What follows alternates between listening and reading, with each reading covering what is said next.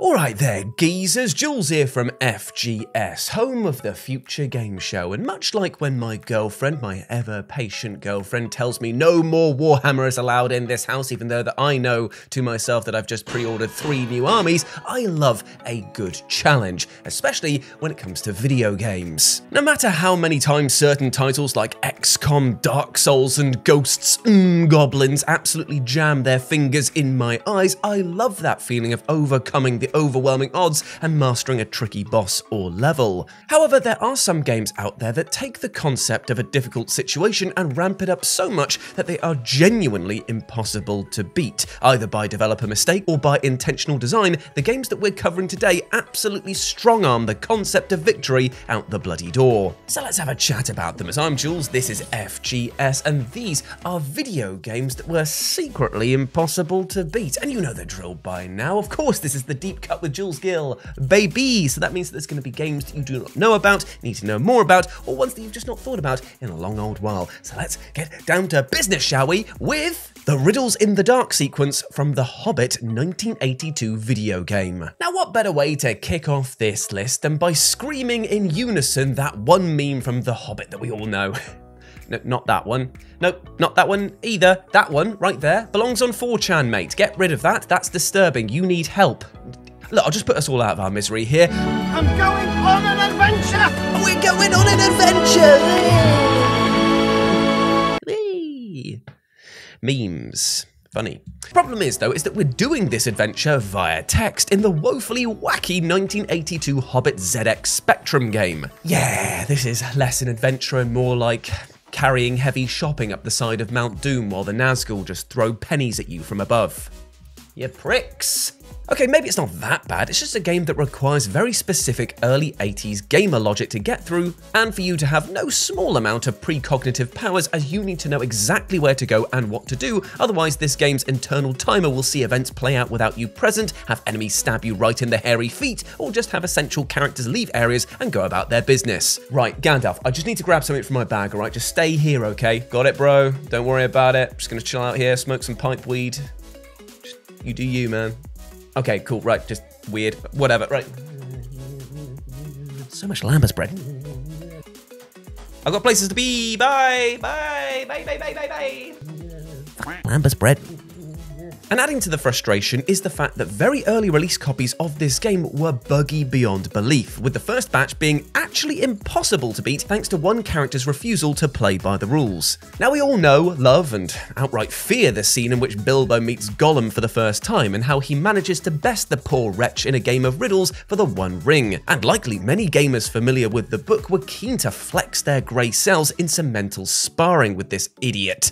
Except the problem here is that the only thing doing your head in now was a bug that saw Gollum not accept any answer you gave him, including the right ones, and so would keep the ring permanently within his grasp before then handing you a swift game over. Fans had no idea what was wrong with their answers, and with no readily available internet forums or gaming gossip groups, were left likely feeling as stupid as the Witch King after seeing who was about to kill him. Oh bloody hell, that's egg right on my face. Let me tell you this one. I'll tell you, they still teach me to have such stagnant gender bias. Oh my face! I am no man. I am no man. Take that, you fucker. Take that. Anyway, long story short, imagine that. A game with a broken Gollum. Where have I heard that one before? Get out. No. Body. No. Nobody wants you. Kayla, bit of a helping hand here. Kill it. Just kill it now. As we move on to Fallout 1. Now here's a title that you likely weren't expecting to see on this list, although to be fair you probably should expect to see some Fallout coverage on every video I do because I will not shut up about this franchise. Yeah, you're likely thinking to yourself, now Jules, you absolutely loathsome radroach, I've played and beaten Fallout 1 and I'm very bloody proud of myself, so how are you going to sit there and tell me that a game I've beaten is somehow impossible to beat? How? I want answers, damn it! So first up, okay, fair enough. Maybe we should just calm down a little bit here. Just go for a smoke outside or something like that. Just take a breather. It's not worth getting that worked up about it. But also, I'll ask you this one, mate. Have you completed Fallout 1 and got the best endings for all of the factions? Have you? No. Of course you haven't is the answer, because thanks to Fallout 1 displaying some true Bethesda spirit even before the creative forces behind the franchise were Bethesda, was actually riddled with more bugs than the bed sheets in New Vegas's Gomorrah. Interplay might have been great, but they weren't perfect, and thanks to a ton of cut content and a few missed memos, we the public ended up with a version of Fallout 1 that is impossible to beat perfectly. This is down to the fact that the followers of the Apocalypse storyline exist within remnants of the game's code but cannot be influenced by the player, allowing them to start a questline but be unable to finish it thanks to key characters being cut. This means that come the end of the game, the same ending always plays out, letting us know that our inaction had led to their downfall. Inaction? I mean, that's just kind of like your little brother throwing rocks up into the air and they beat him in the head, and when your parents ask why he's crying, he just points to you. It's just like, cheers, mate, I had nothing to do with this. You did this to yourself. I tried to stop you. I mean, admittedly, I didn't try to stop him, actually. He just was doing that, and I just sat there going, what a weird kid. But hey, to each their own. And now you know that rocks hurt. Mom's making spaghetti! A lesson I can't believe it took you 6 years to figure out. Anyway, we're moving on. And we're talking about Jet Set Willy for the ZX Spectrum. Okay, let's talk about Jet Set Willy, which is not what they just call nudists when they go on holiday, but actually a video game platformer for the ZX Spectrum. And for all of the oldies in the back, they'll have fond memories of jumping over weird, colourful platforms, dodging weird, colourful monsters, doing weird, colourful things. It was an odd game. It was an odd game. Yeah, seriously, this was just absolutely batshit, and for those of you who are interested, and why wouldn't you be after that tasty bit of bait that I just laid, Jet Set Willy's story is that you are being tasked with cleaning up after an all-night rager that was so intense that not even your housekeeper can get things under control, and apparently you're so offensively wealthy and your mansion is so big that you haven't even explored entire wings of this building, and as such, monsters have made their way inside. Seriously, that's the plot. And I have a few things to unpack here. First off, we should definitely fire the housekeeper Maria in this game here because, look, listen, maybe I'm just a stickler for the old ways, but apparently no monsters is quite high up on my list of living abode. I want to be able to go to the fridge and not be attacked by a chupacabra, okay? Maybe that's just me. And also, secondly, this guy is way too rich.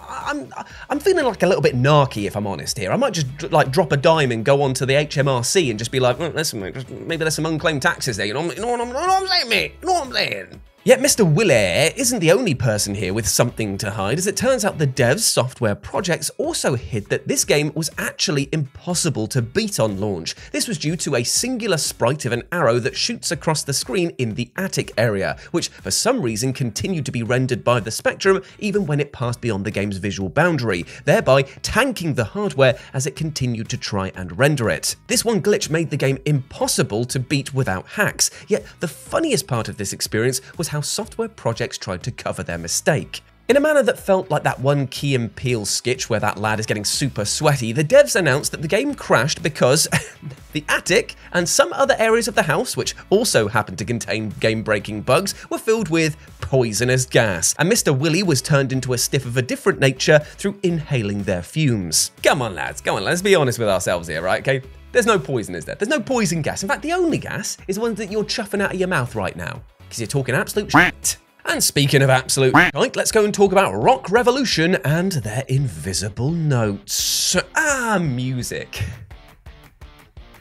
Am I actually going to start a sentence with music like it's... Is that really the intro to this entrance here? Oh, I'll tell you what. Yeah, we are. Yeah, music. Isn't it great? I mean, but sometimes it's not. Oh, amazing writing this. I'll tell you what, comedy genius. Because sometimes music can be bad. Oh, he's still going with it. We've all been to gigs, right, that haven't been, you know, perfect. Less than perfect. Shit is what I'm trying to say. We've all been to shit gigs. I probably should have just started with that, really. Where it's less heavenly butter for the ears and more like fizzy, scratchy piss being poured into our canals. Whether the sound has been muddy, the atmosphere is lifeless as the beers are expensive. Oh, what's this? £20 for 2 Red Stripe? What a deal! No, thank you. Or where the band has just been like, let's just say it, rubbish. A bad gig will live with you for a long old while after. And trust me, if you were trying to complete the tracks presented in Rock Revolution, you'd soon find yourself locked in an echo chamber of all of those bad gigs that you've ever been to, combined with the ghost of Gilbert Gottfried reading Hamlet via the power of screaming. And the reason behind this soundtrack to hell was the fact that it was genuinely impossible to net yourself a full 100% run of the game's Pantera-based DLC, thanks in no small part to the track containing playing invisible double notes. Somehow during development, a second invisible note was placed under each single red note of all 5 Pantera tracks, meaning that you drop your combo for seemingly no reason despite playing the game perfectly. Now, while you'd still be able to limp through on most difficulties, for those looking to full chart a song, this was an utter nightmare. So much so that one track, I'm Broken, took 11 years to 100%. 11 years! That is both utterly maddening that a patch didn't come out and fix it, and genuinely impressive as well that the YouTuber Nuno VH managed to do this back in 2020. Hats off to you, my friend. Oh, I tell you what, my ears are ringing after all that terrible noise right there, but you know what does sound good? Subscribing to this channel, the FGS YouTube channel. If you do, you'll be staying up to date with all of our daily gaming content, and you'll be able to be notified if you click that little bell when I go live with my deep cut laden lists every Friday, baby. Hope to see you here. Come on, join the party, pal. Please. I love you. Thank you. Okay, let's move on and talk about Polaris Snowcross, or more specifically, the PC port. So my friends, let's talk about racing games. You love them, I love them, and of course I just absolutely adore being able to scream around a track like a lout in a supercar that I wouldn't even be able to afford to be in the shadow of in real life. Yet while being behind the wheel is always a laugh, there's one concept that appears again and again in the rearview mirror to ruin the experience, and that bloated horn honker is the mechanic of rubber banding, aka the means by which AI racers and other players training behind you are given a handling and speed boost in order to keep the game competitive. Now, it's a tough act to balance, and many games have fallen foul of this feature come the final corner, but none have absolutely shat the bed so hard as the PC port of Polaris Snowcross. Now, normally this fun Arctic adventure is a blast to play solo or with friends as you carve your way through pixelated powder and leap off high jumps, but on the PC port you might find that winning races actually ends up leading to a catastrophic downfall thanks to the game's rubber banding. Normally this feature only gives assistance to the AI racers on a race-by-race basis, but thanks to an oversight by the developer, this turned out to be a cumulative effect. So if you kept on winning races in series, the racers would become so overpowered that it was soon impossible to keep up with them,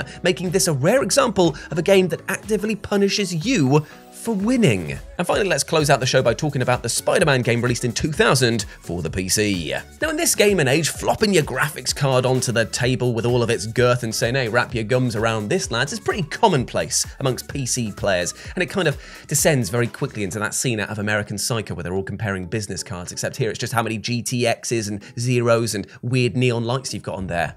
It's a weird bunch. I too am part of this crew though, but I get it. I get it. But you know what? Who could blame them for splashing the cash, what with the amount of tax that modern games put on machines? I'd genuinely not be surprised if consoles started hovering in the next few years, as the PS5 especially was sent into a near catatonic state thanks to Final Fantasy XVI's particle effects. That being said, sometimes having a powerful PC can come at your own detriment, as was found out for top-end PC players when they came to play the SpiderMan game that was released in 2000. Thanks to some of the cutscenes playing out in real time with the in-game models, it meant that each figure was programmed to perform certain actions at certain timestamps, which is all well and good, unless your PC ran the processes too quickly and bugged out the running order. This came to a hilarious head during the chase sequence with Venom fairly early on in the game, where Eddie Brock would smash through an apartment block and then leap out of a window where the chase would then continue. Spider-Man, ever persistent, would follow Venom through the chaos and leap out after him, or at least that's what should have happened, but thanks to the increased load speed would either jump early and smash his head on the ceiling and then fall to his death, or sprint out of the window and clearly forget his web shooters before plummeting into the smog below. We need to remember, friends, with great processing power comes great responsibility.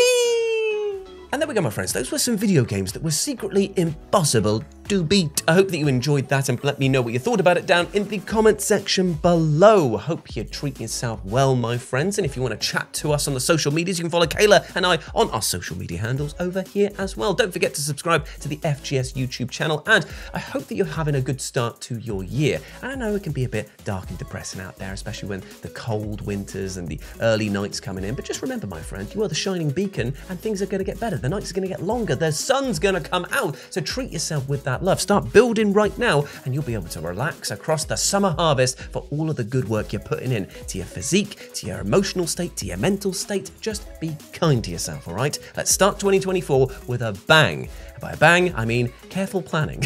and kind consideration. Big love to you, my friend. Treat yourself well.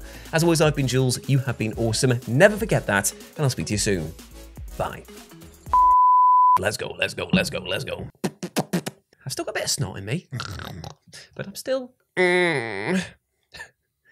Cut that bit out. That was weird.